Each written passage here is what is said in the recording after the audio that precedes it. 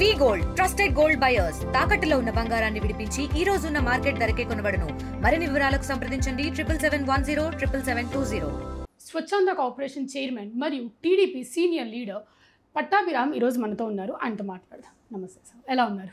Fine అండి, నమస్కారం మీకు, ఆర్టీవీ ప్రేక్షకులకి. స్వచ్ఛంద కార్పొరేషన్ చైర్మన్గా చేయడం ఎలా అనిపిస్తుంది మీకు? ఇది నాకు దక్కినటువంటి ఒక గొప్ప అవకాశంగా నేను భావిస్తూ ఉన్నాను. ఎందుకంటే స్వచ్ఛాంధ్ర కార్పొరేషన్ అనేది బేసికల్గా it is into waste management.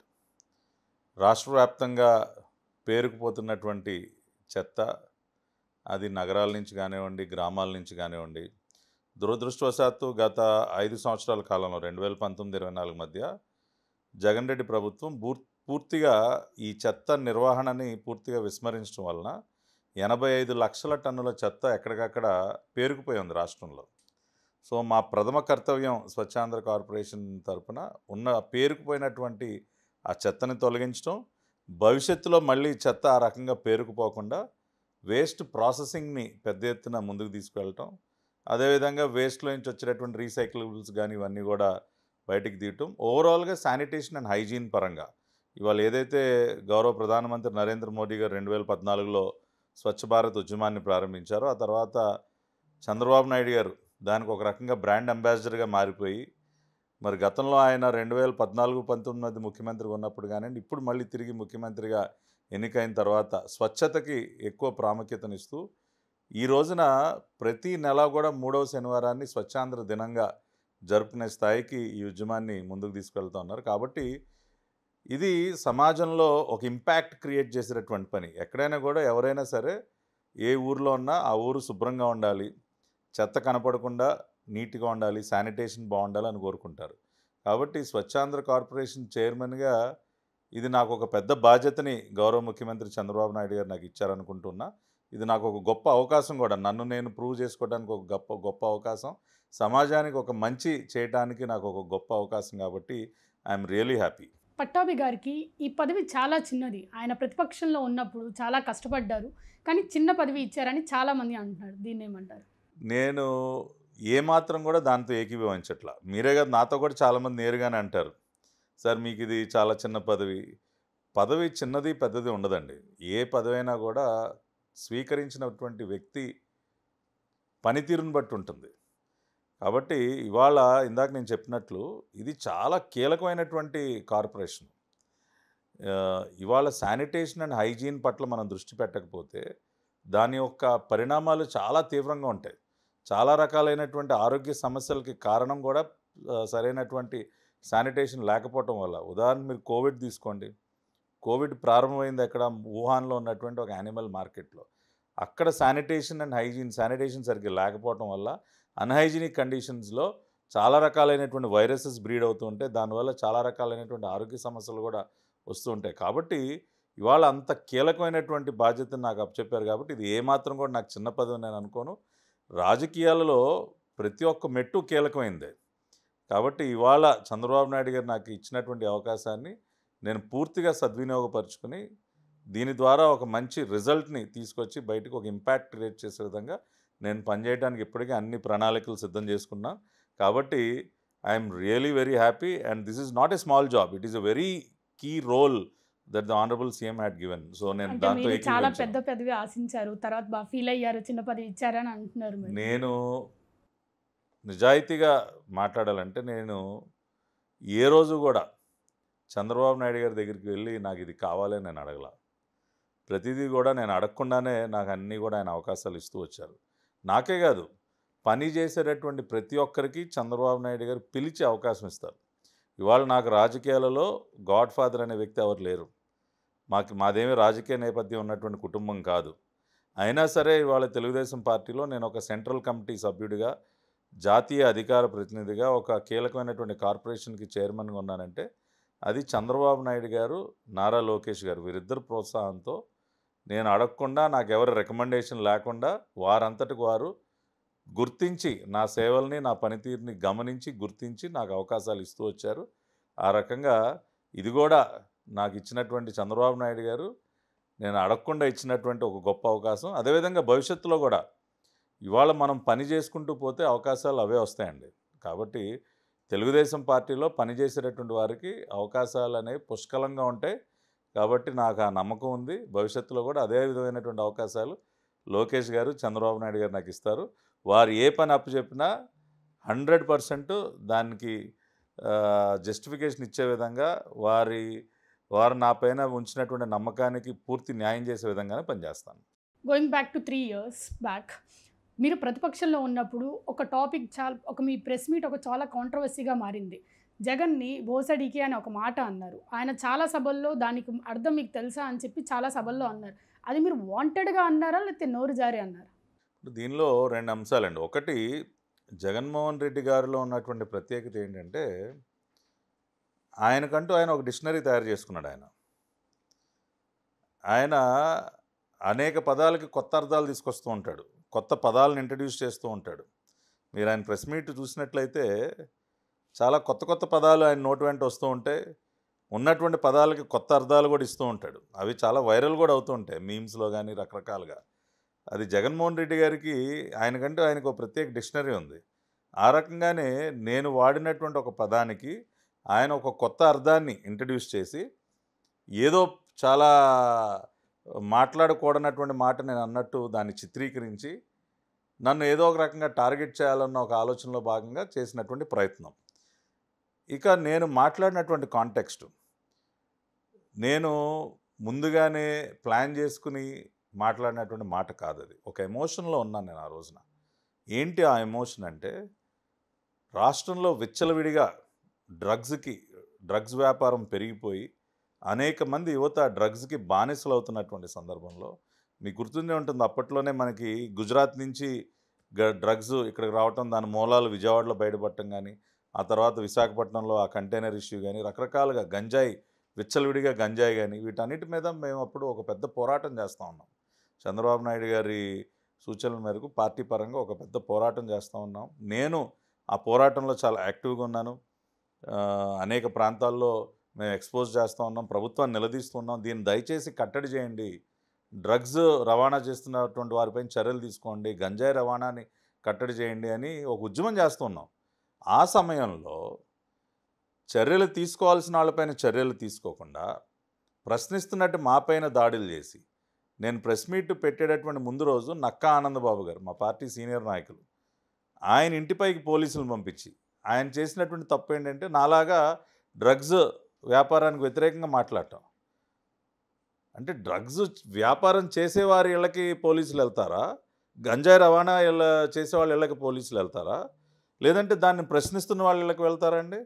రాత్రిపూట ఆయన ఇంట్లోకి వెళ్ళి ఆయన అక్రమంగా అరెస్ట్ చేసే ప్రయత్నం చేసిన సందర్భంలో మరుసటి రోజు మా పార్టీ కేంద్ర కార్యాలయంలో నేను ప్రెస్ మీట్ పెట్టి ఇది పద్ధతేనా, తీసుకోవాల్సిన వాళ్ళపైన చర్యలు తీసుకోకుండా మాపైకి వస్తారేంటి, కొద్దిగా కామన్ సెన్స్ ఉండాలి కదా అని చెప్పి, అంటే కళ్ళెదురుగుండా చిన్న పిల్లలండి, స్కూల్కి వెళ్ళే పిల్లలు కూడా గంజాయికి బానిసలు అయిపోతా ఉంటే ఒక ప్రతిపక్ష పార్టీగా మేము చూస్తే ఎలా ఉంటామండి?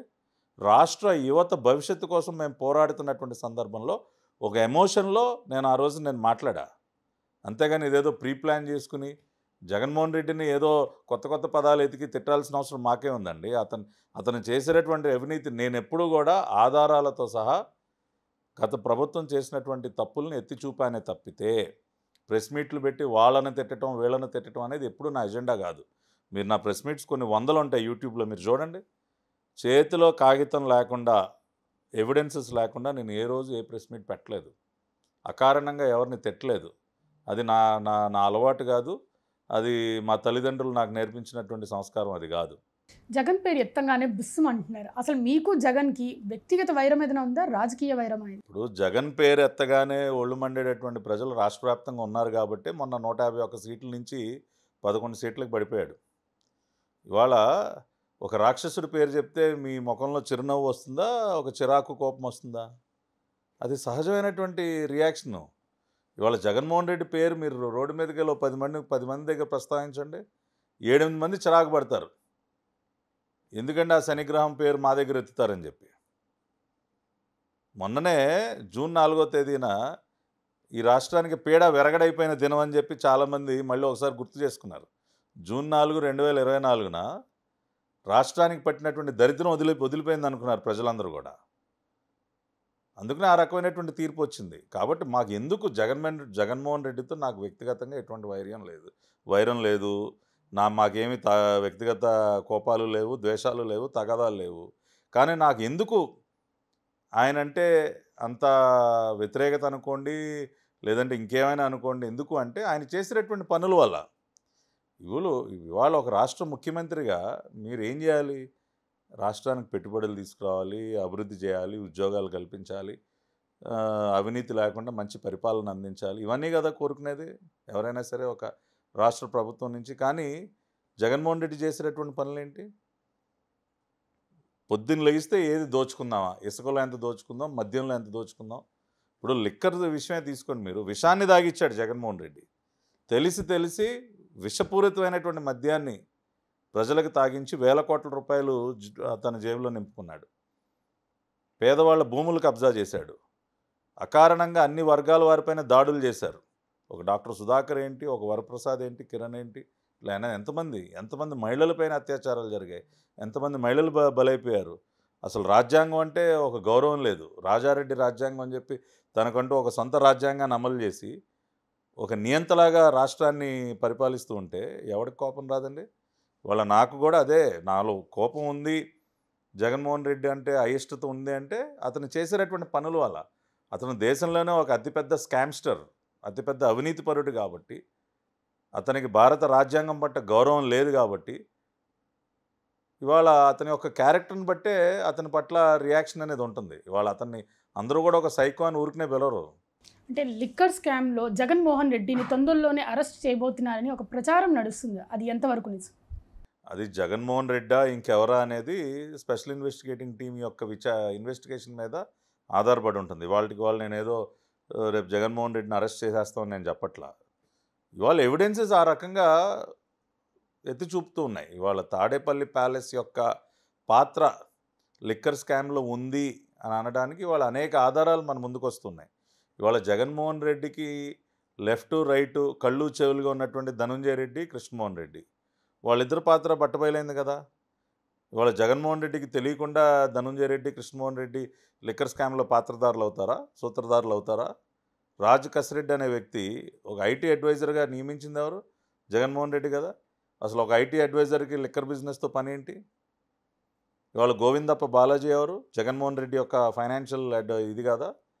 భారతీయ సిమెంట్స్లో వీళ్ళ ఆర్థిక వ్యవహారాలని చూసే వ్యక్తి గోవిందప్ప బాలాజీ కాదా? ఇవాళ అతని పాత్ర బట్టబయలు అవుతూ ఉంది కదా లిక్కర్ స్కామ్లో. అంటే జగన్మోహన్ రెడ్డి చుట్టూ ఉన్న వ్యక్తులందరి పాత్ర లిక్కర్ స్కామ్లో ఇవాళ బట్టబయలు అవుతున్నటువంటి సందర్భంలో మరి ఆటోమేటిక్గా అందరి వేళ్ళు ఇవాళ ఆయన వైపే చూపిస్తూ ఉన్నాయి.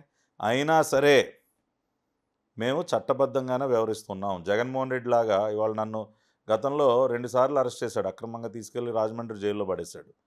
ఒక్కసారి కూడా అసలు నా మీద కేసు ఏంటో చెప్పరు, నా మీద ఎఫ్ఐఆర్ ఏంటో చెప్పరు, ఏమీ చెప్పరు. రాత్రి వస్తారు, తలుపులు బాల్గొడతారు, వచ్చి ఈడ్చుకెళ్ళిపోతారు. మేము ఆ రకంగా ఏం చేయట్లేదే. నారా చంద్రబాబు నాయుడు గారిని అరెస్ట్ చేసిన రోజున ఒక 1000 మంది పోలీసులను ఆయన బస్ చేసి ఉంటే క్యాంపు చుట్టూ 1000 మంది పోలీసులను రాత్రిపూట తీసుకొచ్చి బలవంతంగా అరెస్ట్ చేసి తీసుకెళ్లారు. అప్పటి వరకు అసలు చంద్రబాబు నాయుడు గారి పేరు ఎఫ్ఐఆర్లో కూడా లేదు.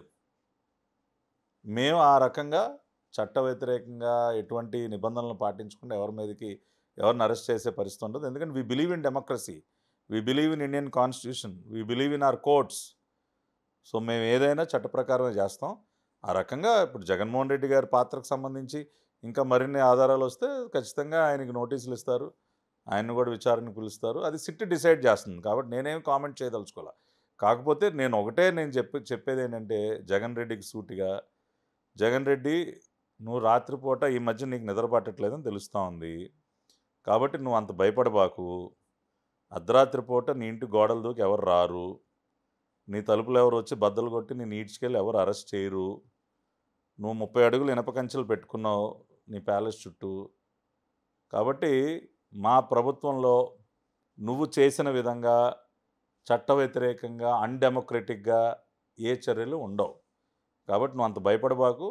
రాత్రిపూట ఎవడు నీ తలుపులు బద్దలు కొట్టి ఎవడు వచ్చి నిన్ను అరెస్ట్ చేసేటటువంటి పరిస్థితి ఉండదు. కాబట్టి ప్రశాంతంగా పడుకో. యాజ్ పర్ ద లా ఏం జరగాలో అది జరుగుతుంది. ప్రతిపక్షంలో ఉన్నప్పుడు పట్టాభిరామ్కి కావాలనే జగన్ని తిట్టడానికే పదవి ఇచ్చారని అంటున్నారు. ఇది నిజమా కాదు? నేను అదే చెప్పా కదా, మీరు నాకు కొన్ని వందల ప్రెస్ మీట్లు ఉన్నాయి. పట్టాభిరామ్ ప్రెస్ మీట్ ఉంది అంటే it will be with content.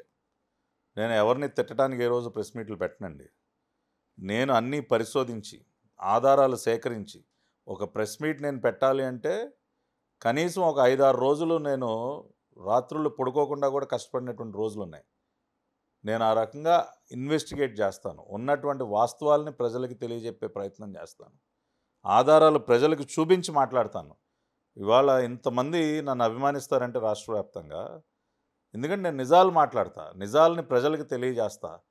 ఆధారాలు లేకుండా ఏది పడితే అది మాట్లాడే నైజం నాది కాదు. అదేవిధంగా అకారణంగా ఎవరిని తిట్టేటటువంటి నైజం కూడా నాది కాదు. కాబట్టే నా ప్రెస్ మీట్లన్నా లేదంటే నేను ఏదైనా మాట్లాడినా వాళ్ళ వేరియస్ డిబేట్స్లో అయినా ప్రజలు ఆ రకంగా ఫాలో అవుతారు. చంద్రబాబు నాయుడు గారు మాకు నేర్పించింది కూడా అదే. మీరు మీడియా ద్వారా వాస్తవాలను ప్రజలకు తెలియజేయండి. హోంవర్క్ చేసి మీరు ప్రెస్ మీట్కి వెళ్ళండి. ఈవెన్ టుడే మీరు సర్ప్రైజ్ అవుతారు. చంద్రబాబు నాయుడు గారు కూడా రేపు ఆయన ప్రెస్ మీట్ పెట్టాలి అంటే ఇవాళ ఉదయం నుంచి ఆయన హోంవర్క్ చేస్తారు. ఆయన ఏం అప్పటికప్పుడు ఒక కాగితం ముక్క తీసుకుని వెళ్ళి ప్రెస్ మీట్ పెట్టరు. మేము చంద్రబాబు నాయుడు గారి స్కూల్ మాది. మేము ఆయన ట్రైనింగ్లో ఎదిగినటువంటి నాయకులం మేము. కాబట్టి మేము కంటెంట్తో మాట్లాడతాం, సబ్జెక్ట్తో మాట్లాడతాం, ఆధారాలతో మాట్లాడతాం. ఇప్పుడు కాదు, భవిష్యత్తులో కూడా దాని నుంచి డైవర్ట్ అయ్యే పరిస్థితి ఉండదు. బూతులు మాట్లాడే స్కూల్ జగన్మోహన్ రెడ్డిది. బూతులు మాట్లాడించే స్కూల్ జగన్మోహన్ రెడ్డిది. ఇవాళ కొడాలి నాని ఏంటి, పేరు నాని ఏంటి, జోగి రమేష్ ఏంటి, అనిల్ యాదవ్ ఏంటి, ఇంకా చాలా చాంతాడని లిస్ట్ ఉంది. ఎవడైనా నేను చెప్పినటువంటి వ్యక్తులు వైసీపీ నాయకులు ఎవరైనా ఏ రోజైనా మీడియా ముందుకు వచ్చి కంటెంట్తో ఎవడైనా మాట్లాడా? ప్రజలకు వాస్తవాలు చెప్పడం ఎప్పుడైనా చూసారా? రావటం, బూతులు తిట్టి వెళ్ళిపోవటం. అందుకని కదా వాతలు పెట్టింది ఇవాళ రాష్ట్ర ప్రజలందరూ కూడా వాళ్ళకి. జగన్ ఫుల్ స్వింగ్లో ఉన్నప్పుడు తెలుగుదేశం పార్టీ నాయకులు తొందరగా వచ్చి ప్రెస్ మీట్లు పెట్టేవాళ్ళు కాదు, కానీ మీరు వచ్చి పెట్టారు. మీకు భయం అనిపించలేదాన్ని ప్రెస్ మీట్లు పెట్టి జగన్ గురించి నిజం మాట్లాడటానికి భయం దేనికండి? To speak the truth you need not be afraid. నేను ఎప్పుడు నిజాలే మాట్లాడతాను. అందుకే నేను ఏ రోజు భయపడలా జగన్మోహన్ రెడ్డికి. I still believe that we are living in a democratic country. మనం ఒక ప్రజాస్వామ్య దేశంలో మనం బ్రతుకుతూ ఉన్నాం. కాబట్టి నేను దేనికి భయపడాలి? రాజ్యాంగం మనకి అనేక రకాలైనటువంటి హక్కులు ఇచ్చిందండి. There is freedom of speech. అంటే జగన్మోహన్ రెడ్డి 5 సంవత్సరాల్లో ఏమీ చేయలేదంటారా? చేశాడు, చాలా చేశాడు.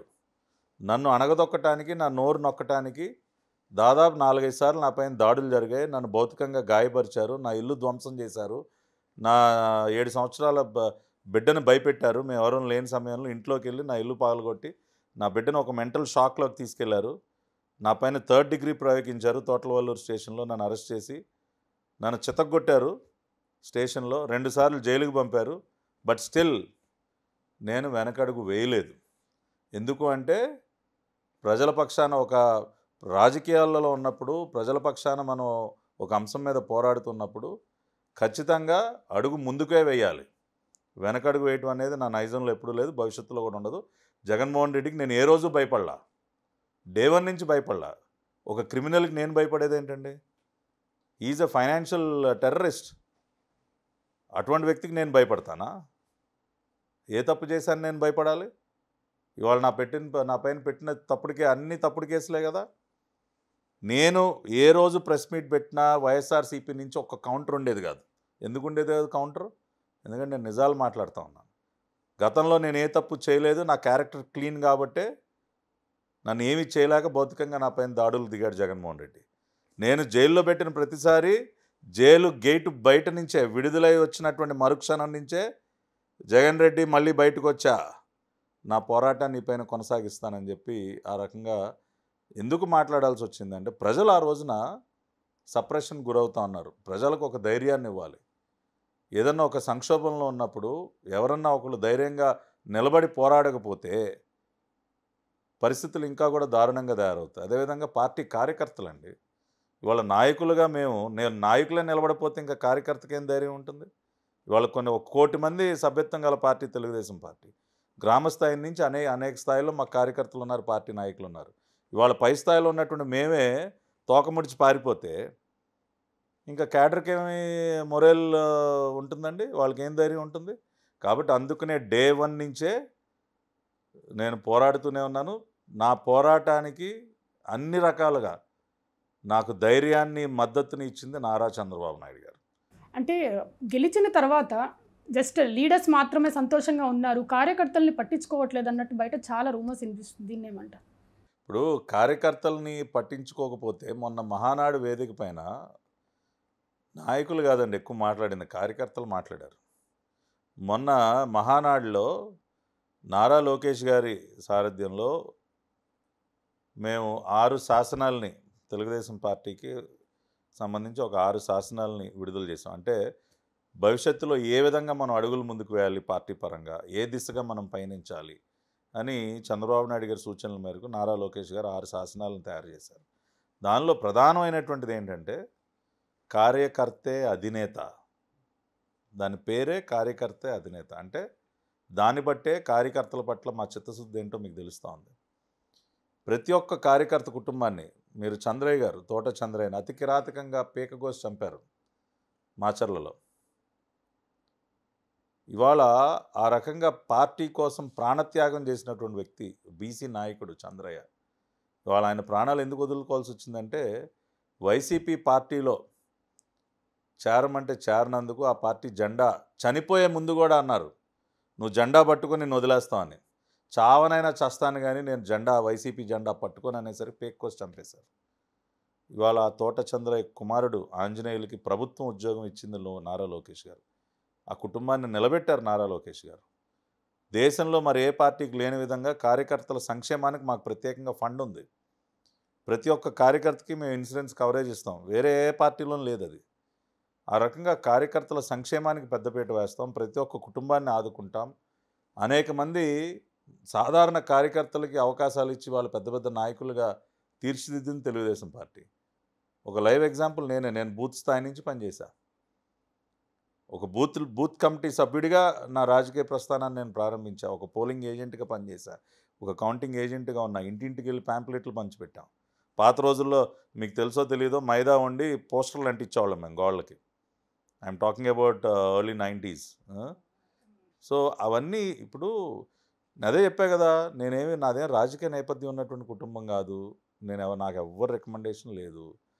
చంద్రబాబు నాయుడు గారు గుర్తిస్తారు, ఆ రకంగా గుర్తించి అవకాశాలు ఇస్తారు. ఇవాళ మొన్న ఎలక్ట్ అయినటువంటి ఎమ్మెల్యేస్లో ఎంతమందికి ఆ రకంగా అవకాశాలు ఇవ్వలేదండి? ఇవాళ మద్దిపాటి వెంకటరాజు గారు ఇవాళ మా Gopalapuram MLA. Is a normal సాధారణమైనటువంటి వ్యక్తి, ఇవాళ ఒక ఎమ్మెల్యే. మా మడకశీర ఎంఎస్ రాజు ఒక దళిత బిడ్డ, ఒక సాధారణమైనటువంటి వ్యక్తి, ఆయనకి ఏం రాజకీయ నేపథ్యం లేదు, ఇవాళ ఆయన ఒక ఎమ్మెల్యే. 2022 వరకు మళ్ళీ టీడీపీ వచ్చిద్దని గ్యారంటీ లేదు అసలు. జగన్దే గవర్నమెంట్ మళ్ళీ వచ్చిద్ది అనుకున్నారు. కానీ మీకెందుకు అంత కాన్ఫిడెన్స్గా మళ్ళీ నెక్స్ట్ టైం టీడీపీ వచ్చిద్దని అనుకున్నారు మీరు? అంత ప్రజల్ని ఎవరైతే పీడిస్తారో, ప్రజల్ని ఎవరైతే కాల్చుకుని తింటారో వాళ్ళకి రాజకీయ ప్రజాక్షేత్రంలో వాళ్ళకి స్థానం ఉండదండి. They are bound to go.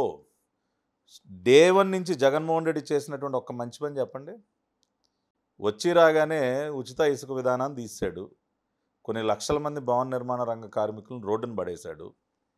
అప్పటి వరకు నేను అమరావతికి అనుకూలం అని చెప్పినటువంటి వ్యక్తి అమరావతి రాజధాని నిర్మాణాన్ని ఆపేశాడు. రైతుల్ని నట్టేట ముంచాడు. అసెంబ్లీలో చెప్పాడు కదా ప్రతిపక్షంలో ఉన్నప్పుడు, నేను అమరావతికి అనుకూలం, నేను రాజధాని నిర్మాణాన్ని కొనసాగిస్తానని చెప్పి ప్లేట్ ఫిరాయించాడు. ఆ తర్వాత నూతన అప్పుడు వరకు ఉన్నటువంటి మద్య విధానాన్ని, మద్యపాన నిషేధం చేస్తానని చెప్పినటువంటి వ్యక్తి లిక్కర్ విధానాన్నే మార్చేసి మొత్తం లిక్కర్ స్కామ్కి తెరలేపాడు. తను ఇచ్చినటువంటి అనేక హామీలని తొంగలో దొక్కాడు. అది అమ్మఒడి తీసుకోండి, ప్రతి ఒక్క బిడ్డకి 15,000 అని ప్లేట్ ఫిరాయించాడు. రైతు భరోసా తీసుకోండి, 12,000 ఇస్తానని సగానికి సగం కోత పెట్టాడు. అన్ని వర్గాలపైన దాడులు, అక్రమ కేసులు, ఇట్లా చెప్పుకుంటూ పోతే అతను చేసినటువంటి మంచి పని ఒకటి లేదు. ప్రాజెక్టులని, పోలవరం ప్రాజెక్ట్ అటకెక్కిచ్చాడు, ఉన్నటువంటి పరిశ్రమలను తోలేశాడు. లులు గ్రూప్ ఆ రోజున చైర్మన్ ఓపెన్గా అన్నారు, ఇంక జీవితంలో ఆంధ్రప్రదేశ్లో అడుగుపెట్టను అంటే. ప్రతి ఒక్కరి దగ్గర జేటాక్స్, జిఎస్టీ ఏమో కానీ బ్రహ్మాండంగా జేటాక్స్ వసూలు చేసేవాళ్ళు మన రాష్ట్రంలో. ఆ రకంగా ఉపాధి లేకుండా చేశాడు. సో ఎవరు సంతోషంగా లేరు. ఆ రకంగా ఉన్న పరిస్థితిలో మళ్ళీ జగన్మోహన్ రెడ్డి దేనికి వస్తాడని ఆయన ఏదో కలగంటే వై నాట్ 175 అంటే అయిపోద్దా? 30 ఏళ్ళు నేనే సీఎం అని ఆయన ప్రకటించుకుంటే అయిపోద్దా? We are living in a democracy where people decide. ప్రజలే నిర్ణేతలు. వాళ్ళు డిసైడ్ చేస్తారు ఎవరికి పదవి ఇవ్వాలి, ఎవరి చేతిలో పగ్గాలు పెట్టాలని డిసైడ్ చేసేది ప్రజలు. మనం అనుకుంటే అయిపోదు. Coming to your personal life, ఎక్కడ పుట్టారు, ఏం చదువుకున్నారు? నేను యాక్చువల్గా జన్మించింది గుంటూరులో, మా అమ్మమ్మ గారి దగ్గర. అమ్మమ్మ గారు అప్పుడు గుంటూరులో ఉండేవాళ్ళు. So I was born in Guntur, but my native is Pothnuru. మా నాన్నగారు వాళ్ళది స్వగ్రామం పోతునూరు, ఏలూరు దగ్గర. నా ఎడ్యుకేషన్ టిల్ ఇంటర్మీడియట్ విజయవాడలోనే జరిగింది. ఆ తర్వాత హైదరాబాద్ చేశాను. ఐహెచ్ఎంలో I'm a hotel management graduate from IHM, which is the top institute in India. Just like IIMs and IITs, you have IHMs for hotel management. So all India entrance రాసి rank సంపాదించుకుంటేనే seat వస్తుంది దానిలో. ఆ రకంగా నేను entrance రాసి మంచి rank సంపాదించుకుని హైదరాబాద్లో చదువుకున్నాను. ఆ తర్వాత ఓబ్రాయిస్లో చాయిస్ హోటల్స్ ఇంటర్నేషనల్లో వర్క్ చేసి తర్వాత మళ్ళీ విజయవాడలో వ్యాపారం, హాస్పిటాలిటీ సెక్టర్లోనే రెస్టారెంట్స్ స్టార్ట్ చేసి I was a very successful business men. So జనరల్గా రాజకీయాల్లోకి రావాలనే వచ్చారా, లేకపోతే అనుకోని పరిస్థితుల వల్ల ఏదైనా రావాల్సి? లేదు, అంటే ముందు నుంచి ఆ ఇంట్రెస్ట్ ఉంది. ఎందుకంటే చాలా చిన్నతనం నుంచే మా నాన్నగారు మాకు అనేక విషయాలపైన అవగాహన కల్పిస్తుండేవాడు. అంటే చాలా చిన్నతనం నుంచే పేపర్ రీడింగ్ అలవాటు చేశారు. చాలా చిన్నతనం నుంచే మా ఇంట్లో we have a big library. ఇప్పుడు కూడా థౌజండ్స్ ఆఫ్ బుక్స్ ఉన్నాయి మా ఇంట్లో.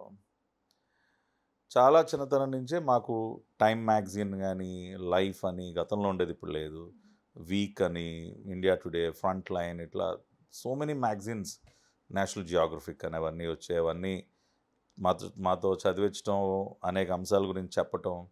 సో ఆ ఎడ్యుకేషన్ మాకు బాగా ఎక్కువ. అట్లాగే పొలిటికల్ సినారియో గురించి కూడా వీ యూస్ టు డిస్కస్. నాకు at a very young age 89లో వీపీ సింగ్ ప్రైమ్ మినిస్టర్ అయినప్పుడు I was only around 10 years old, 10-11 సంవత్సరాలు నాకు. ఆ వయసులోనే నాకు ఆ ఎలక్షన్కి I knew what is happening in every state. I knew about all the national level leaders. So అట్లా ఆ స్టడీ ఉండేది, ఆ ఫాలోయింగ్ అంటే ఫాలో అవుట్ ఉండేది ఎక్కువగా. Political scenario both nationally and internationally. So ఆ చర్చ ఎక్కువ ఉండేది, పొలిటికల్ డిస్కషన్ ఎక్కువ ఉండేది మా నాన్నగారితో కానీ ఇతరులతో కానీ. సో ఆ వాతావరణంలో నుంచి వచ్చాము. అండ్ మా తాతగారు he was big communist leader. మా తాతగారు అంటే ఆయన రాజకీయ పదవులు ఏం తీసుకోలేదు కానీ కమ్యూనిస్ట్ మూమెంట్లో చాలా యాక్టివ్గా ఉన్నారు. పుచ్చలపల్లి సుందరయ్య గారితో కలిసి పనిచేశారు. సో మా తాతగారిది నాయనమ్మది కూడా కమ్యూనిస్ట్ వివాహమే. అంటే giving back to the society అనేది మా ఫ్యామిలీలో ఉంది. సో అటు both my mother side and my father side. So ఇద్దరూ చాలా వెల్ టు డూ ఫ్యామిలీస్ నుంచి వచ్చినా కూడా సమాజానికి ఏదో మంచి చేయాలి, మనకు ఉన్నటువంటి రిసోర్సెస్ ద్వారా 10 మందికి ఏదో సహాయపడాలన్న కాన్సెప్ట్ చాలా ఎక్కువ. మేము అటువంటి వాతావరణంలోనే పెరిగాము. మా తాతగారి పేరు కొమ్మారెడ్డి వెంకట పట్టాభిరామయ్య గారు, ఆయన పేరే నాకు పెట్టారు. సో మా నాయనమ్మ గారు అనసూయాదేవి గారు కూడా చాలా సర్వీస్ చేశారు. సో అటువంటి వాతావరణం నుంచి వచ్చినప్పుడు సహజంగానే ప్లస్ మా నాన్నగారి ఇన్ఫ్లుయెన్స్ చాలా ఎక్కువ. ఆయన ఎప్పుడూ అంటూ ఉండేవాళ్ళు ఏంటంటే యూత్ ఎప్పుడైతే ప్రశ్నించడం మానేస్తారో అది సమాజానికి చాలా చెడు చేస్తుంది. తప్పు జరుగుతున్నప్పుడు ప్రశ్నించే తత్వం ఉండాలి. మీరు యూ లుక్ అట్ హిస్టరీ, మీరు ఎమర్జెన్సీ టైంలో చూడండి. ఇప్పుడు వెంకయ్యనాయుడు గారు వీళ్ళందరూ ఎవరు ఆల్ యంగ్ పీపుల్. ఎమర్జెన్సీ విధించిన సందర్భంలో ఎక్కువగా పోరాడింది ఎవరు? Who is George Fernandes, who is Venkaiah Naidu గారు. Are all young leaders who fought for the country. లేదా దానికి ముందు ఫ్రీడమ్ మూమెంట్లో ఎప్పుడైనా చూడండి, it was always the youth. Jai Andhra movement చూడండి, it was always the youth. లేదంటే తెలంగాణ ఉద్యమం చూడండి, యువత ముందు నడిపించారు. సో ఎప్పుడైనా సరే యువత ఫోర్ ఫ్రంట్లో ఉన్నప్పుడే మంచి జరుగుతుంది సమాజానికి. ఎప్పుడైతే యువత ప్రశ్నించే తత్వాన్ని కోల్పోతారో అది చాలా చెడు చేస్తుంది అని he use to encourage me to know about things. ఇవాళ అసలు న్యూస్ పేపర్ చదివేవాళ్ళు ఎంతమంది ఉన్నారు? Who's following the news today? Very few people. People should have that habit. At least రోజుకు ఒక అరగంట అసలు ఏం జరుగుతుంది మీ చుట్టుపక్కల అనేది మనం తెలుసుకోకపోతే it will influence you very badly ఫ్యూచర్లో. ప్లస్ రాజకీయాలంటే ఇదేదో it's not our cup of tea. అదొక రొచ్చు, అదొక బురద, దానిలోకి మనం వెళ్ళకూడదని చాలా ఫ్యాషన్గా మాట్లాడుతూ ఉంటారు చాలామంది. నేను వాళ్ళందరికీ అదే ఒకటే చెప్తా, policies are made in assembly and parliament. అసెంబ్లీకి పార్లమెంట్కి వెళ్ళేటటువంటి వ్యక్తుల్ని మనం సరైనటువంటి వ్యక్తుల్ని ఎన్నుకోకపోతే రేపు వాళ్ళు అదే అసెంబ్లీలో పార్లమెంట్లో కూర్చుని మన భవిష్యత్తుని డిసైడ్ చేసే పని చేస్తున్నారు వాళ్ళు, అంతే కదా. It is policies that are framed by the politicians in parliament or assembly that shape our future. అటువంటి ఒక కీలకమైన బాధ్యత నిర్వర్తించేటటువంటి వ్యక్తులు మంచి వాళ్ళని మనం ఎన్నుకోకపోతే ఎంత ప్రమాదం చెప్పండి. సో అసలు చదువుకున్న వాళ్ళే అసలు రాజకీయాల్లో అసలు మనకు వద్దు అని మొత్తం అందరూ వదిలేస్తే ఇంకెవరు వస్తారు? రౌడీలు, యాంటీ సోషల్ ఎలిమెంట్స్కి అప్పచెప్పేద్దాం వ్యవస్థ మొత్తాన్ని, అది కాదు కదా. అందుకనే people should come in to the system. మనం బయట ఉండి మాట్లాడటం కాదు, మీరు రండి, మీరు సిస్టంలోకి వచ్చి ఆ మార్పు తీసుకురండి. I use to have that. నేను 2012 చంద్రబాబు నాయుడు గారి పాదయాత్ర ప్రారంభించినప్పుడు ఫుల్ టైం రాజకీయాల్లోకి వచ్చాను. వచ్చినప్పుడు I wanted to prove this point. ఒక చదువుకున్న వ్యక్తి, ఒక మంచి ఆలోచనలు కలిగినటువంటి వ్యక్తి రాజకీయ వ్యవస్థలోకి వస్తే ఎటువంటి మార్పు తీసుకురావచ్చు. నేను ఆ రోజున ఆ రకంగా రావటం వల్ల నా అదృష్టం కొద్దీ చంద్రబాబు నాయుడు గారి లాంటి నాయకుడు అండ నాకు దొరకటం వల్ల నేను 5 సంవత్సరాలు పోరాడాను. ఎంతో కొంత నేను మొన్న జగన్మోహన్ రెడ్డి పతనం అవటానికి గల 1000 కారణాల్లో నేను కూడా ఒక కారణం అయి ఉండొచ్చు. మీ పొలిటికల్ లైఫ్ చాలా స్పీడ్గా ఉన్నప్పుడు మీ ఇంటి పైన దాడి చేశారు. మీరు అప్పుడు అనిపించిందా పాలిటిక్స్ వదిలేయాలని? ఏ రోజు ఒక్క క్షణం కూడా అనిపించలా. నాకే కాదు, మా కుటుంబంలో ఎవరికీ అనిపించలా. మా కుటుంబంలో ఎవరూ కూడా మనకెందుకులే ఇంక వదిలేద్దాం అన్న మాట నా దగ్గర అనలేదు. నా భార్య కానీ, మా బంధువులు కానీ, ఇమ్మీడియట్ ఫ్యామిలీ మెంబర్స్ ఎవ్వరూ లేదు, మీరు అడుగు ముందుకే వెళ్ళాలి, you have to continue to fight. ఒక యుద్ధంలో ఉన్నప్పుడు మధ్యలో అస్త్ర సన్యాసం చేస్తే ఇంకా దాని విలువే ఉందండి. మీ ఇంటి మీద ఎవరు దాడి చేశారో మీకు తెలుసు, ఏం జరిగిందో మీకు తెలుసు.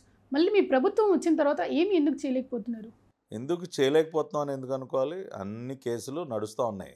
ఇవాళ ప్రభుత్వం ఏమీ చేయకపోతేనే ఒక అందగాడి వాళ్ళు జైల్లో ఉన్నాడా?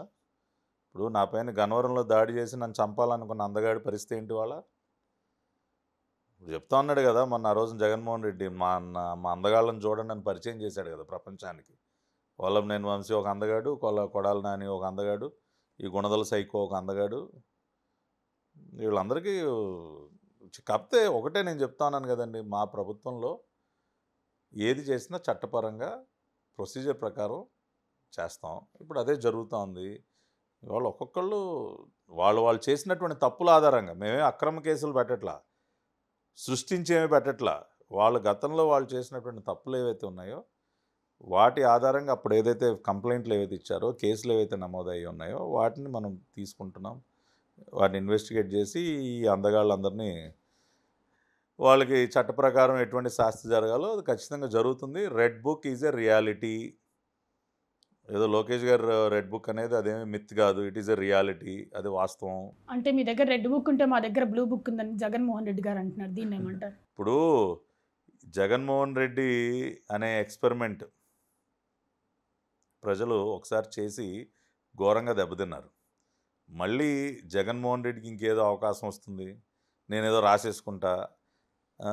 ఆయన ఏ పుస్తకం రాయాలంటే భవిష్యత్తులో ఏదో ఒక జైల్లో సెటిల్ అయ్యి పశ్చాత్తాపంతో ఏ రామకోటో ఏదో రాసుకోవాలి, భగవంతుని ప్రాధేయపడతాయా, నేను చేసినటువంటి పాపాలకు నన్ను క్షమించు స్వామి అని రామకోట రాసుకుంటే ఏమన్నా భగవంతుడు ఏమన్నా కొద్దిగా 1% ఏమన్నా కరుణిస్తాడేమో. కానీ అది కూడా నాకు డౌటే, ఎందుకంటే ఆ పాపాల చిట్ట అంత పెద్దది కదా జగన్ రెడ్డిది, అతని సైకో ముఠాది. కాబట్టి మేము రెడ్ బుక్ అనేది ఆ రోజు కూడా ఒకటే చెప్పాం, ఇది కక్ష సాధింపు కోసం కాదు. ఇవాళ మనకి చట్టంలో అన్ని సెక్షన్లు దేనికి ఉన్నాయి? తప్పు చేసిన వాళ్ళని శిక్షించడానికి ఉన్నాయి. మన రాజ్యాంగం కూడా తప్పు చేసిన వాళ్ళు వదిలేయమని ఏం చెప్పదు. కాబట్టి వాళ్ళు అదే చేస్తూ ఉన్నాం. కాబట్టి మేము ఎవరిని ఏం మర్చిపోలేదు, అందరికీ ఏం జరగాలో చట్టపరంగా జరుగుతుంది. మీరు ఎవరిని ఎలా తిట్టాలో ముఖ్యమంత్రి గారి ఆఫీస్ నుంచి స్వయంగా వస్తాయని వైసీపీ నేతలు అంటున్నారు, దీన్ని ఏమంటారు? ఇప్పుడు స్క్రిప్ట్లు రాయించుకోవటం, స్క్రిప్ట్లు చదవటం అనేది జగన్మోహన్ రెడ్డి స్కూల్. అది ఈవెన్ జగన్మోహన్ రెడ్డి కూడా స్క్రిప్ట్ చదవటమే కదా. మీరు నా ప్రెస్ మీట్స్ చూడండి, నేను ఏ రోజు కాగితం ముందు పెట్టుకుని స్క్రిప్ట్ చదవాలా. They're all in public domain. Chandrababu Naidu గారు మాకు ఆయన చెప్పేది ఒకటే ఒక లైన్, ఏ విషయాన్నైనా మీరు స్టడీ చేసి అవగాహన చేసుకుని వాస్తవాన్ని ప్రజలకు చెప్పండి అనే స్పోక్స్ పర్సన్స్ చెప్తారు. అంతకు మించి ఆయన ఏమి మాకేమి స్క్రిప్ట్ ఇవ్వరు, తిట్టమని అసలు చెప్పరు. అసలు తిట్టే కార్యక్రమం అనేది అసలు చంద్రబాబు నాయుడు గారు ఏ రోజు ప్రోత్సహించరు. కంటెంట్ మాట్లాడమంటారు. ఆ కంటెంట్ మాట్లాడే సందర్భంలో ఎమోషన్ లేదని ఒకటి రెండు మాటలు ఏమైనా ఒకళ్ళిద్దరు నాయకుల దగ్గర నుంచి ఏమైనా వచ్చి ఉండొచ్చేమో, కానీ చంద్రబాబు నాయుడు గారు ఏ రోజు కూడా అటువంటి తిట్టే కార్యక్రమాలని ప్రోత్సహించరు. స్క్రిప్ట్లు ఏమి రావు. స్క్రిప్ట్లు తయారు చేయించే పాత్ర తాడేపల్లి ప్యాలెస్లో ఒక జీతగాడు ఉన్నాడు, కబ్జా కృష్ణ. అదే సజ్జల రామకృష్ణారెడ్డి ఇప్పుడు కొత్తగా కబ్జా కృష్ణగా మారిపోయాడు కదా. 63 ఎకరాలు కబ్జా చేసి నిస్సిగ్గుగా ఇంకా మీడియా ముందుకు వచ్చి మాట్లాడుతూ ఉన్నాడు. ఆ జీతగాడు రాయిస్తాడు జగన్మోహన్ రెడ్డికి ఒక స్క్రిప్టు, లేదంటే రోజమ్మ గారికి ఒక స్క్రిప్టు, కొడాల నానికి ఒక స్క్రిప్టు. వాళ్ళు ఆ స్క్రిప్ట్లు పట్టుకుని, ఆ స్క్రిప్ట్లు ఏమంటే అన్ని బూతులే ఉంటాయి. కాబట్టి ఆ స్క్రిప్ట్లు రాయించే స్కూలు జగన్ది, వాస్తవాల్ని నిజాల్ని కంటెంట్ విత్ ఎవిడెన్సెస్ ప్రజెంట్ చేసే స్కూల్ మాది. మాజీ ఎమ్మెల్యే గన్నవరం వంశీ అరెస్ట్, మీరు మీ కసి నెరవేరింది అనుకుంటున్నారా? ఇప్పుడు నా కసి నెరవేరటం కాదండి, తప్పు ఎవరు చేసినా శిక్ష పడి తీరాల్సిందే.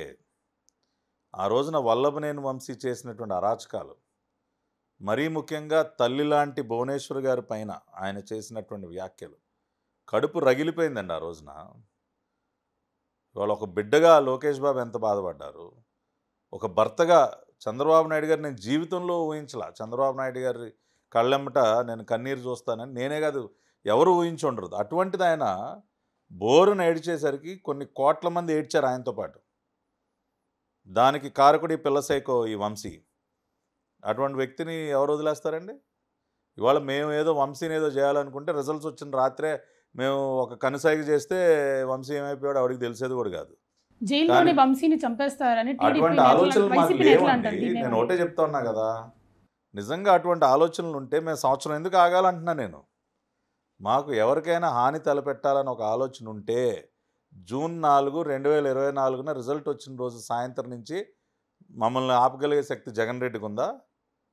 ఆయనలాగా పెయిడ్ ఆర్టిస్టులు అక్కర్లా, మా కార్యకర్తలు ఒక్క కనుసేగా గో హెడ్ అంటే తొక్కేస్తారు, మామూలుగా ఉండదు. కానీ మా నాయకుడికి చంద్రబాబు నాయుడు గారికి అటువంటి ఆలోచన లేదు కాబట్టి వద్దు, మనం వాళ్ళలాగా సైకోలుగా ప్రవర్తించొద్దు. ఎస్, తగిన శిక్ష వాళ్ళకి పడేలా చేద్దాం, చట్టపరంగా చేద్దాం అని ఇంతకాలం ఓపిక పెట్టాం. ఇంకా ఓపిక పట్టి కేసులు లీగల్గా స్టెప్ బై స్టెప్ వెళ్తున్నాం. అంతేగాని ఒకరి ప్రాణాలకి హాని తలపెట్టే ఆలోచన ఏ తెలుగుదేశం పార్టీ కార్యకర్తకు ఉండదు. మా నాయకుడు అటువంటి డైరెక్షన్ ఎవరికి ఇవ్వరు. అంటే మీ నెక్స్ట్ టార్గెట్ కొడాలి నాని అని అంటున్నారు, ఆయన అరెస్ట్ చేసే అవకాశం ఉందా? ఇప్పుడు చెప్పా కదండి, వీళ్ళంతా కూడా జగన్ రెడ్డి స్కూల్లో తయారైనటువంటి పిల్ల సైకోలు. ఈ పిల్ల సైకోలు అందరూ కూడా ఏదో ఒక రోజు వాళ్ళు చేసినటువంటి పాపాలకి తప్పులకి అనుభవించి తీరాల్సిందే. అది కొడాల నానియా లేకపోతే ఇంకో XYZ ఎవ్వడు వాళ్ళని కాపాడలేరు. చట్టం తన పని తాను చేసుకుపోతుంది. Law will take its own course. Chandrababu Naidu ప్రజల్ని మోసం చేస్తున్నారని వెన్నుపోటు దినోత్సవాన్ని ఒకటి పెట్టారు. అది ఎంతవరకు నిజం? అంటే ప్రజల్ని నిజంగా మోసం చేస్తున్నారు? వెన్నుపోటుకి అనే పదానికి పేటెంట్ వైఎస్ కుటుంబాంది. వెన్నుపోటు అనే పదం వాళ్ళ ఓనర్షిప్ అది. ఎందుకు అంటే జగన్మోహన్ రెడ్డి ముత్తాత వైఎస్ వెంకటరెడ్డి అంటే రాజారెడ్డి వాళ్ళ నాన్న బ్రిటిష్ సోల్జర్స్తో, బ్రిటిష్ సైనికులతో కలిసి పనిచేసినటువంటి వ్యక్తి. బ్రిటిష్ సైనికులకి బీఫు పోర్కు సప్లై చేస్తూ ఉండేవాడు. చేస్తూ బ్రిటిష్ సైనికులతో చేతులు కలిపి ఆ రోజున దేశ స్వతంత్రం కోసం పోరాడుతున్నటువంటి స్వతంత్ర సమరయోధులపైన అనేక దాష్టికాలకి పాల్పడి భరతమాతకి దేశానికి వెన్నుపోటు పొడిచినటువంటి వ్యక్తి వైఎస్ వెంకటరెడ్డి, జగన్మోహన్ రెడ్డి ముత్తాత. వాళ్ళ డిఎన్ఏలోనే వెన్నుపోటు ఉంది. వైఎస్ రాజారెడ్డి, జింకా వెంకట నరసయ్య అనేటటువంటి ఒక బీసీ, ఒక బలహీన వర్గాలకు చెందినటువంటి వ్యక్తికి చెందినటువంటి మైన్లో గుమస్తాగా పనిచేసేవాడు రాజారెడ్డి. యజమానికి వెన్నుపోటు పొడిచి అతన్ని హతమార్చి ఆ మైన్ని కబ్జా చేసినటువంటి చరిత్ర రాజారెడ్డిది. ఆ రకంగా ఒక బీసీకి వెన్నుపోటు పొడిచి అతని ఆస్తిని లాక్కున్నటువంటి కుటుంబం.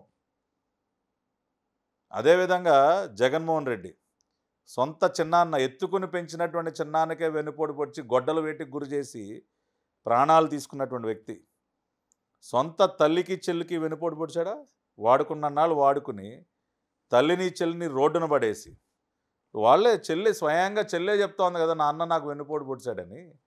సొంత తల్లి చెప్తా ఉంది కదా, నా కంపెనీని నా దగ్గర నుంచి నాకు కాకుండా లాగేసుకున్నాడు నా బిడ్డ అని చెప్పి. సొంత తల్లికి చెల్లికే వెన్నుపోటు పొడిచినటువంటి వ్యక్తి జగన్ రెడ్డి అండి. మద్యపాన నిషేధం చేస్తానని చెప్పి కోట్లాది మంది మహిళలను నమ్మించి వెన్నుపోటు పడలేదా? 3,500 లిక్కర్ షాపులకు యజమాని అయిపోయి మహిళలకు వెన్నుపోటు పడలేదా? ఇందాక నేను చెప్పినట్టు రైతు భరోసాలో కోత పెట్టి రైతులకు వెన్నుపోటు పడలేదా? ప్రతి బిడ్డకి అమ్మఒడి ఇస్తానని చెప్పి ఎంతమంది తల్లులకు వెన్నుపోటు పొడిచాడు జగన్మోహన్ రెడ్డి? ఇంకేముంది, అసలు రాగానే పెన్షన్ అమాంతం పెంచేస్తానని చెప్పి సంవత్సరానికి 250 అని చెప్పి ఇన్స్టాల్మెంట్ బేసుల్లో అవ్వాతాతలకి ఎంతమంది అవ్వాతాతలకు వెన్నుపోటు పొడిచాడు జగన్మోహన్ రెడ్డి? వెన్నుపోటు అనే పదానికి ఓనర్ ఎవడైనా ఉన్నాడంటే అది జగన్మోహన్ రెడ్డి. వాళ్ళ డిఎన్ఏలోనే ఉంది జగన్మోహన్ రెడ్డి, డిఎన్ఏలోనే వెన్నుపోటు ఉంది. రాష్ట్రానికి వెన్నుపోటు పడలేదా? రాష్ట్ర విభజన జరుగుతున్నటువంటి సమయంలో అందరం రాష్ట్రాన్ని సమైక్యంగా ఉంచాలని చెప్పి పోరాడుతుంటే ఆ రోజున విభజించాల్సిన పరిస్థితుల్లో 2 రాష్ట్రాలకి న్యాయం చేయండి, సమన్యాయం చేయండి అని చెప్పి పోరాడుతూ ఉంటే ఈ మహానుభావుడు ఏం చేశాడు? ఆ రోజున కేంద్ర ప్రభుత్వానికి ఏమైనా లేఖ రాశాడు? ఇవన్నీ ఎందుకండి, ఆర్టికల్ 3 ప్రకారం విడగొట్టేసేయండి, అసలు ఇవన్నీ ఎందుకు పంచాయతీ అన్నాడు. ఆ రకంగా రాష్ట్రానికి వెన్నుపోటు పొడిచినటువంటి వ్యక్తి జగన్ రెడ్డి. ఇట్లా చెప్పుకుంటూ పోతే ఈ వెన్నుపోట్ల కథ చాలా ఉంది. మీ డిపార్ట్మెంట్ వైపుకి వస్తే గతంలో చెత్త పన్ను తీసుకున్నారని విమర్శించారు వైసీపీ వాళ్ళు. మీరు ఇప్పుడు దానికన్నా డబుల్ తీసుకుంటున్నారని వైసీపీ వాళ్ళు విమర్శిస్తున్నారు. చూపించమనండి, ఎవరి దగ్గర చెత్త పేరుతో ఎక్కడ ఏ పన్ను వేసాం? చెత్త పన్ను వేసినటువంటి చెత్త ప్రభుత్వం కాబట్టి జగన్మోహన్ రెడ్డిది. ఆ చెత్త ప్రభుత్వం తీసుకెళ్ళి చెత్త కుప్పలు వేశారు. మేము రాగానే చెత్త పన్ను రద్దు చేసాం. మేము ఇవాళ ఎక్కడా కూడా పైసా కూడా చెత్త పైన పన్ను వేయట్లేదు. వాళ్ళు ఊరికనే ఉదయం లెగిస్తే ఇప్పుడు ఒక అబద్ధానికి ప్యాంటు చొక్కా తగిలిస్తే అది జగన్మోహన్ రెడ్డి. నోరు తెరిస్తే అబద్ధాలు మాట్లాడటం తప్పితే ఏ రోజైనా నిజాలు మాట్లాడా? కాబట్టి చేతిలో ఒక అవినీతి మీడియా, ఒక పకోడీ పేపర్ ఉంది. అవినీతి బురదలోంచి పుట్టినటువంటి మీడియా సాక్షి మీడియా. అవినీతి సొమ్మే కదా దానిలోకి వచ్చింది. లేదంటే జగన్మోహన్ రెడ్డి ఏమైనా అపర కుబేరుడా? 2004లో 10 లక్షలు లేదు అతను ఐటీ రిటర్న్. అతను 100 కోట్లు 1000 కోట్లు పెట్టి ఓ పక్కన భారతీ సిమెంట్స్, ఇందిరా టీవీ, సాక్షి టీవీ ఇన్ని పెట్టేస్తాడు 5 సంవత్సరాలు 4 సంవత్సరాల్లో. తండ్రి ముఖ్యమంత్రి పదవిని అడ్డం పెట్టుకుని అవినీతి సొమ్ము మింగి పెట్టినటువంటి మీడియా, ఆ మీడియాని అడ్డం పెట్టుకుని ఇటువంటి పచ్చి అబద్ధాలని వండి వార్చడం అనేది వాళ్ళకు ఒక డైలీ రొటీన్. ఇవాళ అబద్ధాలు నమ్మే పరిస్థితులు ఎవరు లేరు. అయినా కూడా వాళ్ళ నైజం మారదు. వాళ్ళు అదే పద్ధతిలో అబద్ధాలు మాట్లాడుతుంటారు. చెత్త మీద పన్ను అనేది ఇక ఉండదు. మీరు స్వచ్ఛాంధ్ర చైర్మన్గా బాధ్యతలు తీసుకున్న తర్వాత ఎలాంటి మార్పులు తీసుకొచ్చారు? అదే చెప్తానండి, కీలకమైనది ఏంటంటే ముందు స్వచ్ఛత విషయంగా గతంలో అసలు శానిటేషన్ పట్ల, హైజీన్ పట్ల, వేస్ట్ మేనేజ్మెంట్ పట్ల ఎక్కడ ఎటువంటి దృష్టి లేదు. ఇవాళ చంద్రబాబు నాయుడు గారు స్వచ్ఛాంధ్ర ఉద్యమానికి ఇవాళ విజన్ 2047 డాక్యుమెంట్ ఏదైతే ఉందో దానికి ఉన్నటువంటి 10 గైడింగ్ ప్రిన్సిపల్స్ ఏవైతే ఉన్నాయో దానిలో స్వచ్ఛాంధ్రకు కూడా స్థానం కల్పించారు. స్వర్ణాంధ్ర, స్వచ్ఛాంధ్ర అనేటటువంటి ఉద్యమానికి చంద్రబాబు నాయుడు గారు శ్రీకారం చుట్టారు. ఇవాళ దాని ద్వారా మేము అనేక మార్పులకు శ్రీకారం చుట్టాం. ఒకటి, ప్రజల్లో అవగాహన కల్పించడం. అదేవిధంగా ప్రభుత్వ కార్యాలయాలు కానీ, పాఠశాలలు కానీ, హాస్పిటల్స్ కానీ వీటన్నిటిలో కూడా స్వచ్ఛత పెంపొందించే విధంగా చర్యలు తీసుకోవటం. అదేవిధంగా వేస్ట్ ప్రాసెసింగ్ పెద్ద ఎత్తున స్టార్ట్ చేయటం. ఇప్పుడు మనకి 2 వేస్ట్ ఎనర్జీ ప్లాంట్స్ ఉన్నాయి. గతంలో చంద్రబాబు నాయుడు గారు వాటికి అంకురార్పణ చేశారు. ఇవాళ అదనంగా ఇంకో 4 వేస్ట్ ఎనర్జీ ప్లాంట్స్ పెడుతున్నాం. అదేవిధంగా వేస్ట్ ప్రాసెసింగ్ సెంటర్స్ రాష్ట్ర వ్యాప్తంగా 52 క్లస్టర్స్ పెడుతున్నాం. బోత్ అర్బన్ అండ్ రూరల్ వేస్ట్ని 52 క్లస్టర్స్లో ఉన్నటువంటి వేస్ట్ ప్రాసెసింగ్ యూనిట్స్ ద్వారా మేము వేస్ట్ ప్రాసెస్ చేయబోతున్నాం. దేశంలోనే the first circular economy policy మేము తీసుకురాబోతున్నాం అతి త్వరలో. 3R కాన్సెప్ట్ ఏదైతే రెడ్యూస్, రీయూజ్, రీసైకిల్ అనే కాన్సెప్ట్ ఏదైతే ఉందో దాన్ని పెద్ద ఎత్తున ప్రమోట్ చేస్తున్నాం. First recycling park in the country ఆంధ్రప్రదేశ్లో మేము ఎస్టాబ్లిష్ చేయబోతున్నాం. పెద్ద ఎత్తున రీసైక్లింగ్ కంపెనీస్ ఇక్కడికి రాబోతున్నాయి. సో ఆ రకంగా సర్క్యులారిటీని ప్రమోట్ చేస్తూ ఉన్నాం, రీసైక్లింగ్ని భారీగా ప్రమోట్ చేస్తున్నాం. అదేవిధంగా వెట్ వేస్ట్ని మనం ఆర్గానిక్ మెన్యూర్గా మార్చి పెద్ద ఎత్తున రైతులకి సరఫరా చేసేటటువంటి కార్యక్రమానికి శ్రీకారం చుట్టబోతున్నాం. బ్యాగింగ్ చేసి మార్కెట్ ద్వారా ఏదైతే జీరో బడ్జెట్ న్యాచురల్ ఫార్మింగ్ ఉందో అంటే సేంద్రియ వ్యవసాయం, చంద్రబాబు నాయుడు గారికి చాలా ఇష్టమైన సబ్జెక్ట్ అది. కెమికల్ ఫర్టిలైజర్స్ వాడకాన్ని తగ్గించి ఆర్గానిక్ మెన్యూర్ ద్వారా సేంద్రియ వ్యవసాయాన్ని, ఆర్గానిక్ ఫార్మింగ్ని ప్రమోట్ చేయాలని చంద్రబాబు నాయుడు గారి ఆలోచన ఏదైతే ఉందో ఇవాళ వెట్ వేస్ట్ ద్వారా మన గ్రామాల్లో పట్టణాల్లో వచ్చేటటువంటి వేస్ట్లో ఉన్నటువంటి వెట్ వేస్ట్ ద్వారా మంచి ఎరువు మనం తయారు చేయొచ్చు. ఆ కార్యక్రమానికి శ్రీకారం చుట్టబోతున్నాం. కాబట్టి ఇట్లా there are so many initiatives which we have taken up. We are working towards zero waste campuses, zero waste communities. So ఇవన్నీ కూడా they are so many things in the pipe line.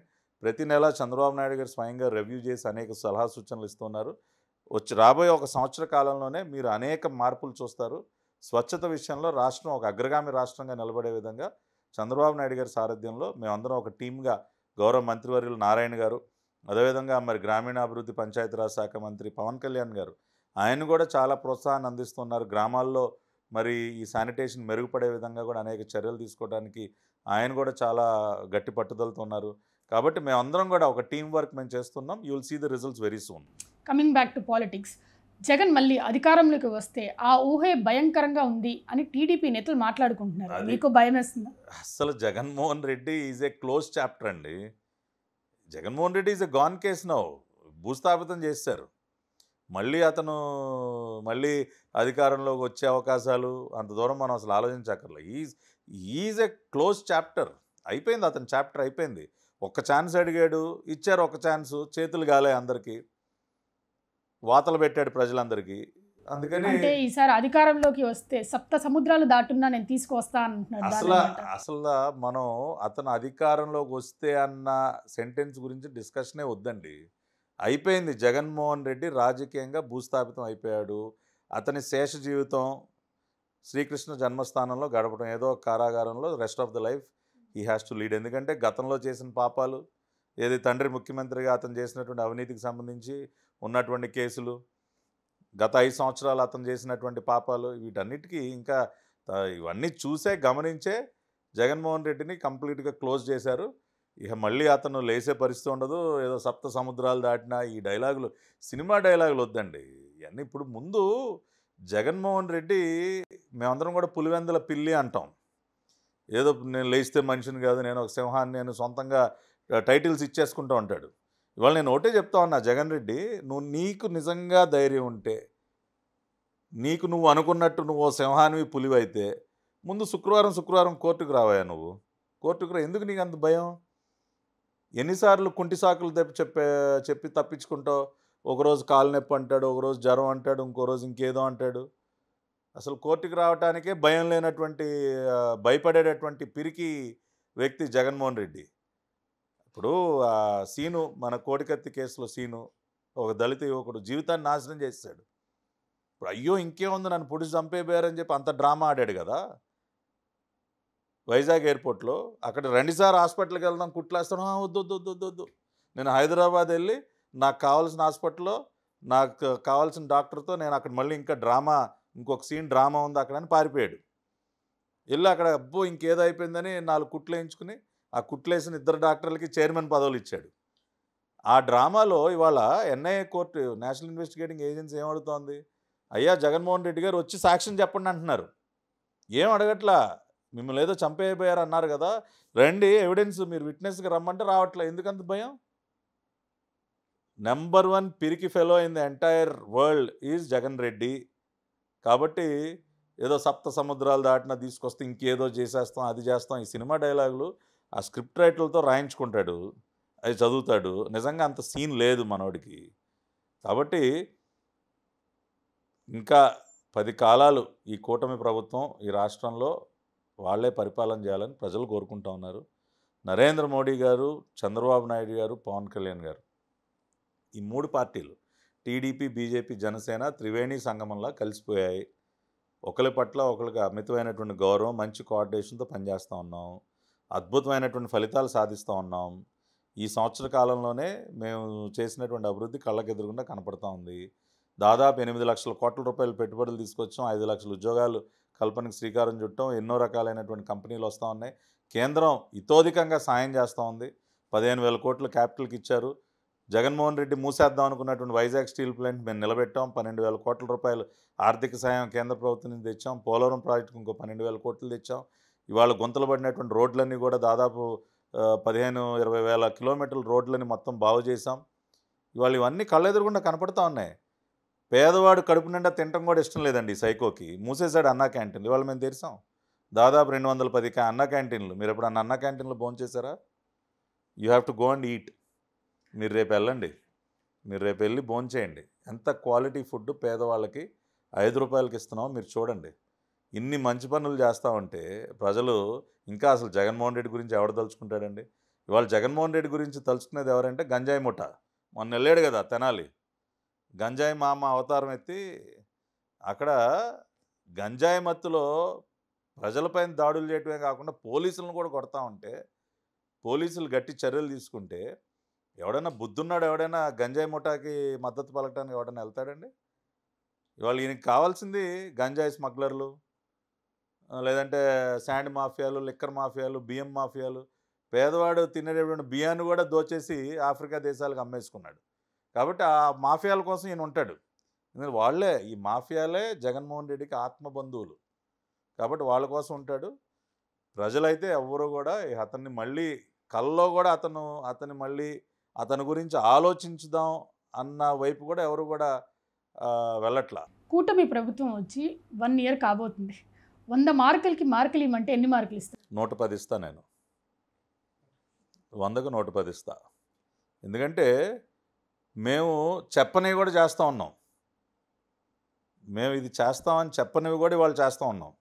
అందుకని ఇవాళ నేను ఇవ్వటం కాదు, వాళ్ళ ప్రజలు 100కు 110 ఇస్తూ ఉన్నారు.